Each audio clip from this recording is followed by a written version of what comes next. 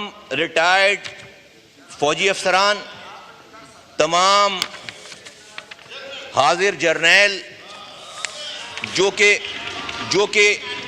جن کے پاس جب یہ ریٹائر ہوتے ہیں تقریباً 150 ارب روپے کی پراپرٹیز جو ہے وہ ملتی ہیں. 50 کروڑ روپے یہ بھی پاکستان کو عطیہ کریں.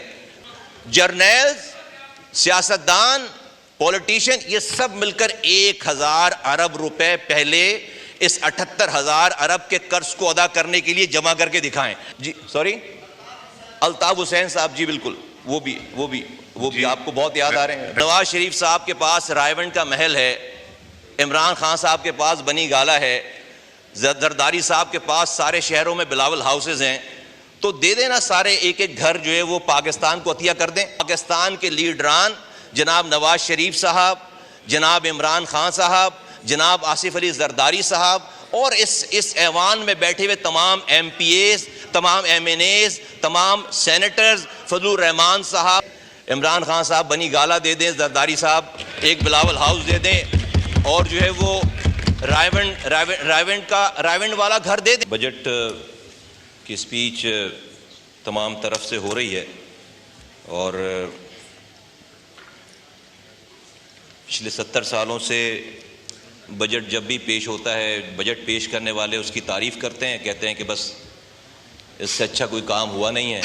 اور آج کی یہ صورتحال یہ بتا رہی ہے کہ ہمارے اس رویے سے ملک کا کوئی فائدہ ہوا نہیں ہے. خاص طور پر جو پہلی سپیچ تھی اپوزیشن لیڈر کی، اس کو سننے آیا اور تقریباً 3.25 گھنٹے کی وہ سپیچ تھی، اور اس کا بھی ایک ایک لفظ ہم نے سنا اور کوشش کی کہ اس کے اندر سے چیزیں نکالیں.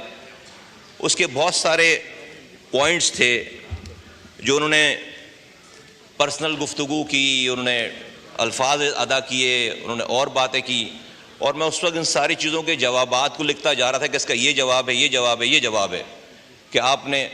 لیکن آج جب میں یہ آپ سے بات کرنے آیا ہوں سیوان میں اسپیکر صاحب، تو میں نے وہ تمام جو پولیٹیکل جوابات تھے جو کہ کاؤنٹر کیے جا سکتے تھے، اس میں سے ایک بھی جواب نہیں دے رہا میں. اور جو بھی پولیٹیکل گفتگو ہے وہ ان کی ہے. ہم اس پہ میں نے سوچا کہ اس کے سارے پوائنٹس کو، سارے وہ تلخ باتوں کو نکال دیا جائے. میں آپ کے سامنے چند گزارشات رکھنا چاہتا ہوں آپ کے توسط سے. تقریباً 19,000 ارب روپے کا بجٹ پیش کر دیا گیا اور 17,000 تقریباً 18,000 ارب جو ہے وہ ریونیو بتایا گیا ہمیں. ایف بی آر کے ذریعے ہم تقریباً 13,000 ارب روپے ہم کلیکٹ کریں گے، یہ بتایا گیا اس کے اندر.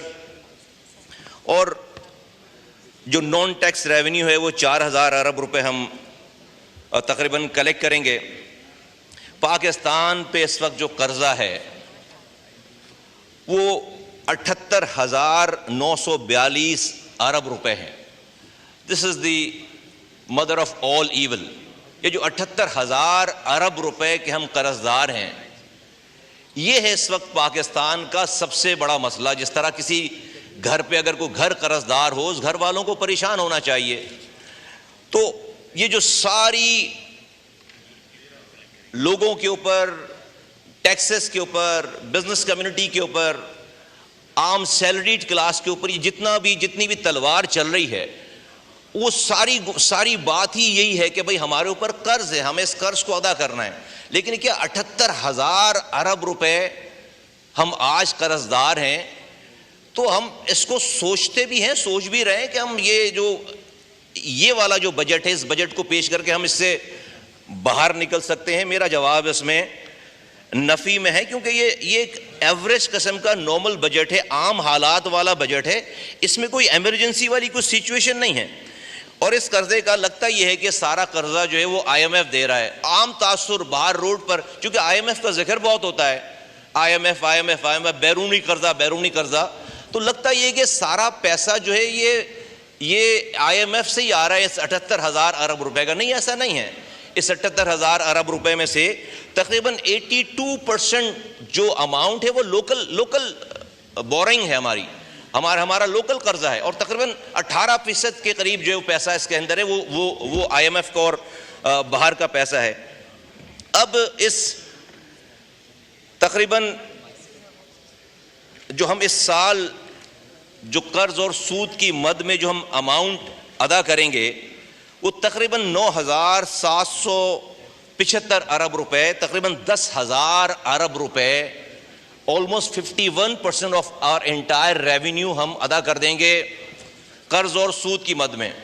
کوئی بھی اکانومی دنیا میں اپنی آمدنی کا اگر 30% سے زیادہ قرض کی اور سود کی مد میں ادا کرتی ہے وہ ناکام اکانومی ہے، وہ نہیں چل سکتی۔ آپ کچھ بھی فیگرز کر لیں، کتنے بھی ٹیکسز لگا لیں، تو this is practically it's a non starter, یہ ہو ہی نہیں سکتا۔ یہ ہے اس پورے ہمارے اس معاشی سسٹم کا جو کینسر ہے وہ یہ ہے اس وقت رائٹ ناؤ۔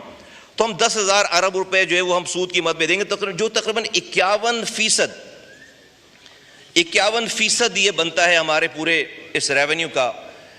اس میں سے اس 10,000 ارب روپے میں سے تقریباً 7,303 ارب روپے 7,303 ارب روپے ہم لوکل بینکوں کو دیں گے، ہم لوکل دیں گے۔ پی ایم ایل این کی حکومت رہی ہے اور حکومتیں رہی ہیں جنہوں نے یہ ایگریمنٹس کیے، میں کسی کی انٹینشن کو کوسچن نہیں کرتا، میں یہ نہیں کہتا کہ بھائی انہوں نے ملک کے خدا نخواستہ خلاف یہ فیصلے کیے ہوں، اس وقت یہ بات ضروری ہوگی، کر دی ہوگی بات، لیکن ڈیفینیٹلی اس کے بعد ہماری پی ٹی آئی کے دوستوں کی بھی گورنمنٹ آئی، وہ اس کو ختم نہیں کر سکے، وہ تو کیری فارورڈ ہوا سارا، اور آج یہ سچویشن ہے۔ لیکن میں آج یہ کہنا چاہتا ہوں حکومت وقت سے کہ صرف ہمیں فگر بتانے کے بجائے یہ ایک ایب نارمل سی سچویشن ہے جو کہ ہمیں بلیڈ کر رہی ہے۔ 1,700 ارب روپے ہم دیں گے اس سال۔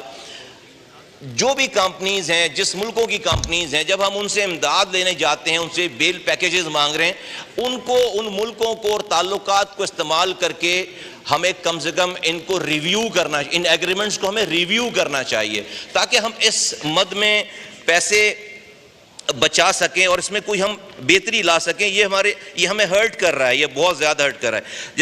جناب اسپیکر، اس تمام جو میں نے آپ کے سامنے منظر نامہ پیش کیا یہ نارمل نہیں ہے، یہ ایب نارمل حالات ہیں۔ اس کے لیے ایب نارمل فیصلوں کی ضرورت ہے، اس کے لیے ایک ایب نارمل قسم کے آؤٹ آف باکس سولوشنز کی ضرورت ہے۔ یہ نارمل بجٹ سے، نارمل پیراسیٹامول کی گولی سے یہ ٹیومر ختم ہونے والا نہیں ہے۔ اس ٹیومر کا، اس پاکستان کی معیشت کا یہ جو ٹیومر ہے اس کا علاج کرنے کی ضرورت ہے۔ یہ پیناڈول کی گولی سے اس کے سر کا درد نہیں جائے گا، اور اس کے اندر ایک ریڈیکل سرجری کی ضرورت ہے، اور اس ریڈیکل سرجری میں جب ہم سولوشنز پہ جاتے ہیں، جب ہم علی بھائی میں تھوڑا سا سوری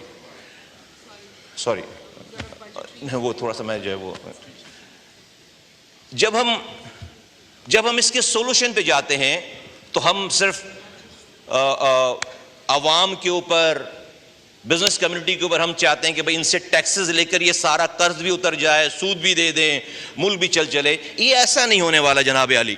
جناب اسپیکر، میں یہاں پر اپنی پارٹی کی طرف سے اس منظر نامے کو پیش کرنے کے بعد میں یہ مطالبہ کرتا ہوں ایم کیو ایم پاکستان کی جانب سے کہ پاکستان میں فائنینشیل ایمرجنسی ڈکلیئر کی جائے، پاکستان میں فائنینشیل ایمرجنسی ڈکلیئر کی جائے، اور اس فائنینشیل ایمرجنسی کی ڈکلیریشن کے بعد کرنا کیا ہے، اس کی ابتدا اس ہاؤس سے ہونی چاہیے، اس کی ابتدا ہمارے لیڈران سے ہونی چاہیے۔ اور میں بہت معذرت کے ساتھ، برا نہیں ماننا ہے کسی نے، میں اپنی بات یہ نہیں کہہ رہا کہ جی میری بات اور لوگوں کی طرح بس یہ عقل کل ہے، میں جو کہہ رہا ہوں یہی صحیح ہے، نہیں، اس کے اندر ڈیبیٹ ہے، بات ہے، لیکن ہم اپنی پارٹی کی جانب سے یہ بتانا چاہتے ہیں کہ بھئی اس ملک میں آپ کو معاشی ایمرجنسی کو ڈکلیئر کرنا چاہیے، اور اس معاشی ایمرجنسی کو ڈکلیئر کرنے کے بعد یہ جو 78,000 ارب روپے ہم لوگوں سے مانگنے جا رہے ہیں، عوام سے،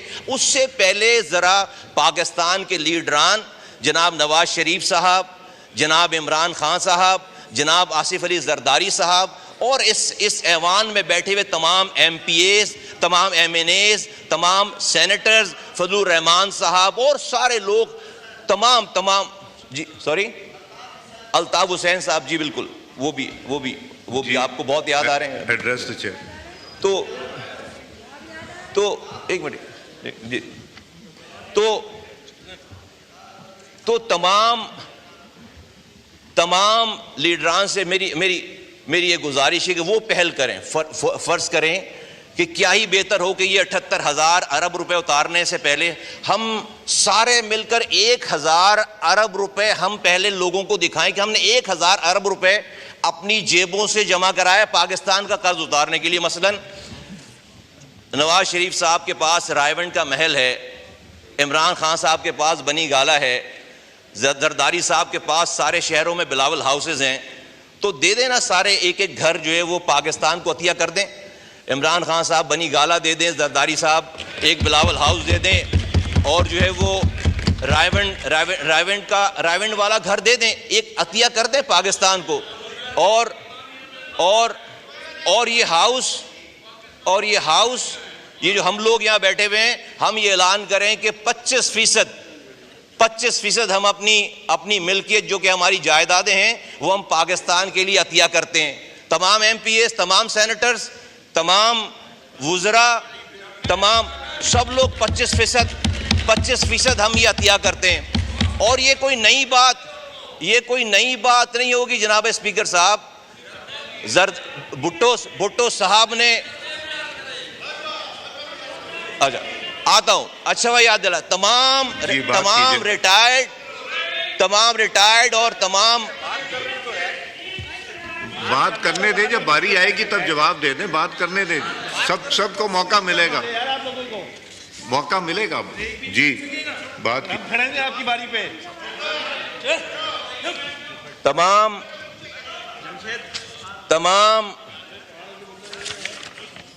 تمام ریٹائرڈ فوجی افسران, تمام حاضر جرنیل جو کہ